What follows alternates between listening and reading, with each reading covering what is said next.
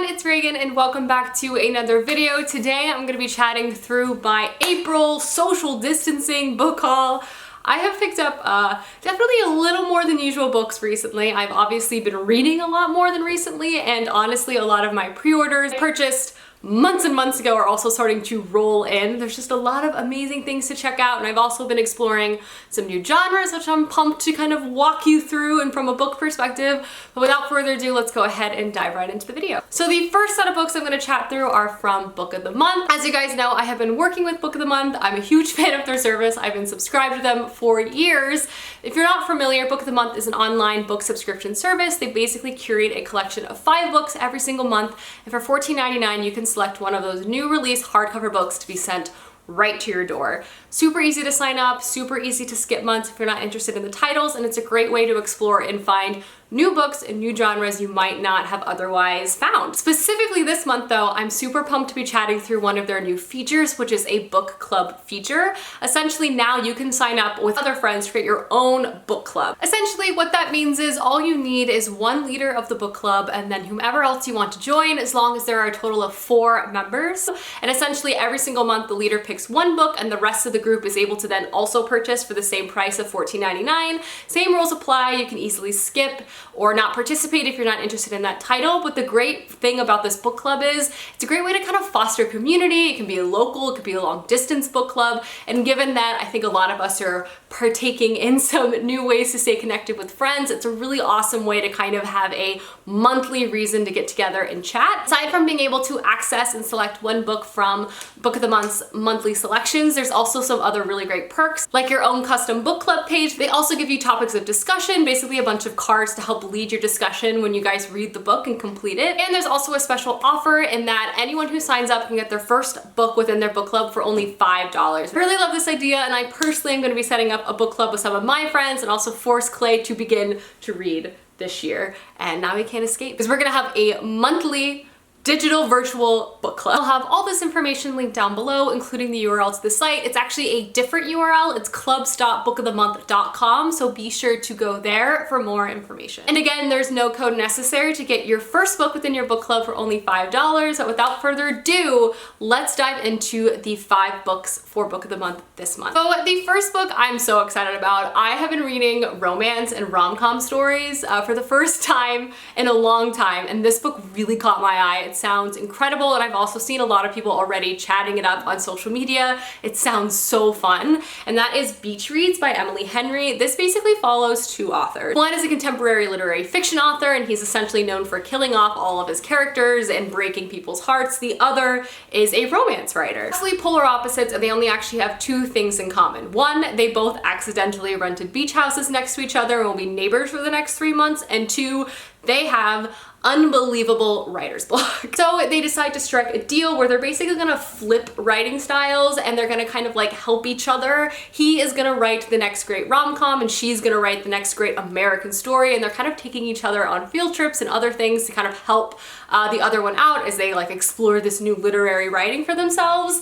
And I'm sure they also fall in love. This sounds so cute, just something that'll absolutely put a smile on your face. I have been loving the rom-com kind of genre. I just love all the banter, the back and forth. Like, it's just so happy and fun. So this is definitely something that's gonna go on my TBR. I also love it set on the beach. I feel like this inherently will be the perfect beach read or couch read. And I'm really excited to have this. I feel like I'm gonna read this for sure really soon, and again, have heard incredible things. Next book I have is The Paris Hours by Alex George. Paris Hours is set in 1927 in Paris, the city of lights. And of course, while there's a lot of well-known creative geniuses that are existing within the city at this time, Ernest Hemingway, Gertrude Stein, etc. All of these creative geniuses, there is a quartet of individuals trying to carve their own extraordinary story for themselves, and we in fact follow them along all their different threads. And as the clock strikes closer and closer to midnight, we then begin to see how all of these individual threads begin to be woven together. Apparently these characters collide in some sort of extraordinary climax described to be symphonic and profound. Paris Hour shows us that even the forgotten residents of Paris are as dazzling as the glorious city they inhabit. This sounds really interesting. It's a short novel, and I really love a multi-perspective story of like disparate tales that ultimately come together in a really interesting fashion. Also a 1920s Paris setting, sounds beautiful. And I'm really excited to pick this up. This sounds very enchanting and like very atmospheric. Next book I am thrilled to have in my possession. I've heard such strong early buzz about this book. One of my coworkers whose mom is a librarian has been talking non-stop about this, so I'm pumped to have it in my hand, and that is Valentine. Valentine is set in 1976 in Odessa, Texas, and it's a very serious novel in that we're basically following a town that's kind of on the brink of a big oil bloom. The men in this town are really excited because obviously there's a lot of financial gain to be had when there's new oil discovered in town. The women, however, are very weary because they know with the discovery of oil also comes a lot of other things to town, including violence and an increase of crime. This kind of all comes to head at the day after Valentine's Day. A young 14-year-old girl is found beaten and on the edge of death on a front porch of someone in town. Justice seems to be evasive. A lot of things begin to kind of be explored. This novel says to be a haunting exploration of the intersections of violence, race, and class and region in a story that plumbs the depths of darkness and fear yet offers a window into beauty and hope. I do believe this is also said to be a tender exploration of women during this time period across a multitude of different arenas within society. I think this book is going to be really harrowing, but I think really powerful as well. I've heard, again, exceptional things about this, so I'm really excited to have this in my possession and pick it up soon. The next book also sounds so great because honestly, I love whodunit style stories so much, and this is The Guest List, and it says you'd kill to be on it. This book is set on a faraway island off the coast of Ireland during a very important wedding between two very important people. One is a movie star and one is a hotshot publicist. And of course, there is a bunch of people in attendance at this wedding for this beautiful power couple. Not too long after the cake is cut and the champagne is popped, jealousy and other types of things begin to fester to the top. And worse than that, all these people get stuck on this island. And then it said everyone on this island has a secret and a motive. This book seems very much like a modern, fun version of Agatha Christie's And Then There Were None. Everyone is stuck on this island. There's all sorts of mystery being unfurled, and we're kind of trying to piece it all together. For me, when it comes to thrillers and mysteries, I love whodunit style books. I love trying to piece together the mystery and just be fooled all the way through. I love the wedding setting, and I'm really hopeful this is, again, like a Knives Out or And Then There Were None kind of story. This sounds like a lot of fun and a super fast read. So, only one way to find out who did what. I don't even know what they did, but it sounds bad. And the very last book I have to show from Book of the Month sounds really enchanting and beautiful, and it is The Library of Legends. This is a historical fiction fantasy novel, and it sounds absolutely so full of wonderful like imagery and magic. This novel is set in China during the year 1937, and we follow our main character whose city is currently under aerial barrage from Japan. Therefore, she and a bunch of her classmates have to flee to a faraway city, and she has to take on this 1,000-mile journey with many others from her town. Not only are they fleeing for their lives and trying to survive further aerial attacks, but they're also transporting a 500-year-old collection of myths and folklore to their destination. However, as their journey proves more perilous, our main character has to flee to Shanghai, and there she kind of realizes from one of the stories that she read about on her journey, begins to kind of mirror some of the people she met along the way to great consequence.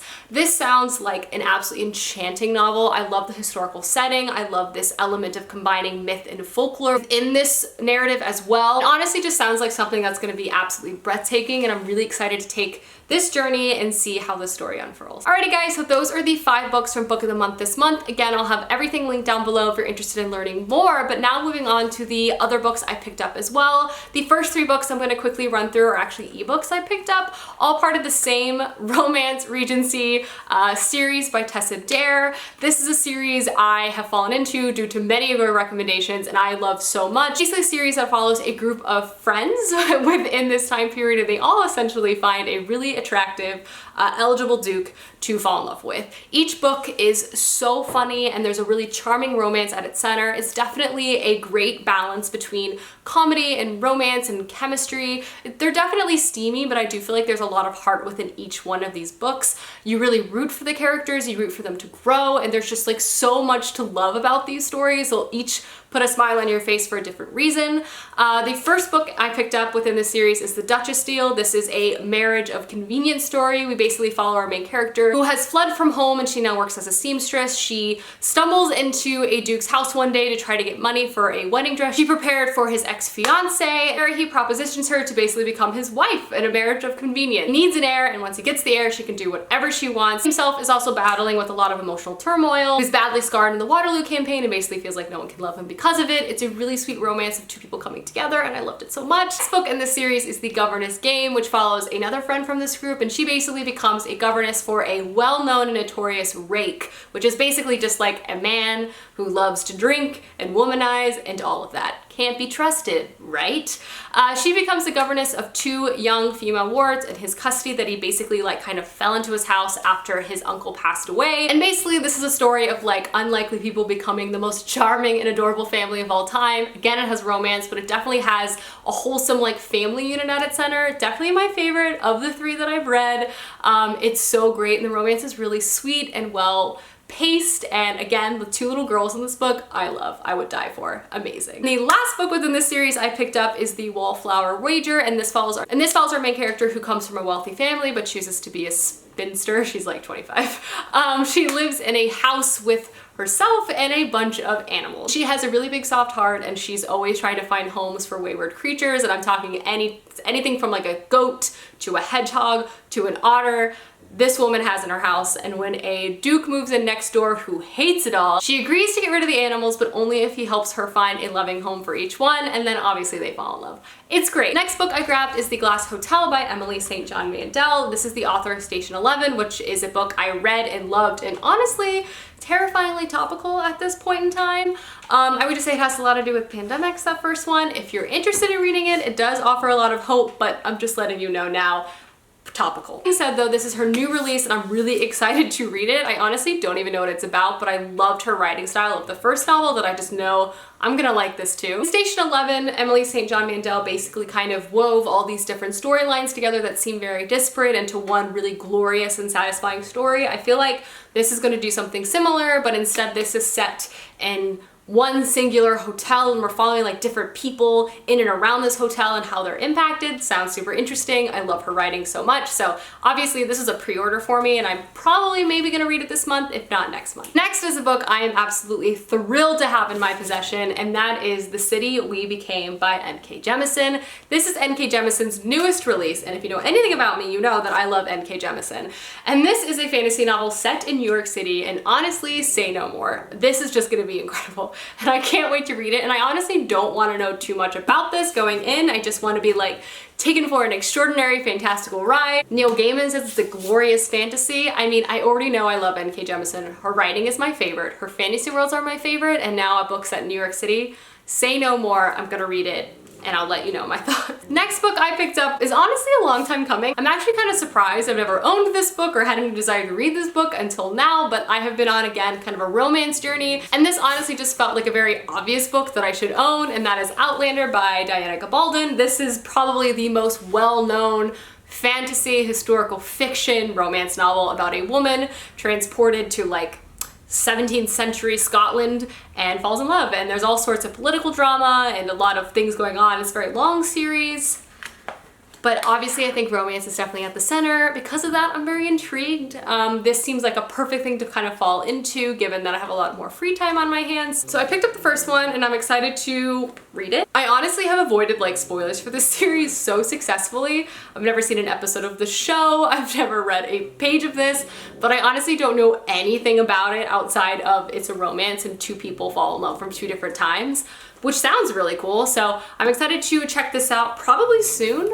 I feel like this is gonna be something I'm really gonna be in the mood to read, so I'll likely pick it up in the next coming weeks. Next two books I picked up are part of the same series, and that is the King Fountain series by Jeff Wheeler. The first one is The Queen's Poisoner, and the next is The Thief's Daughter. I've already read this book twice now, and this is just a really great classic fantasy series that follows our main character Owen, who's basically a political hostage at the king's castle, and he's held there to prevent his father from committing any sort of treasonous thing. Follow Owen as he tries to navigate this political landscape. He's such an endearing and intelligent boy, and I really love him and all of his friends he makes along the way. The magic in this world is interesting. You basically are something called a fountain blessed. People who are fountain blessed are essentially incredibly talented in something. It can range from being a great warrior to baking bread.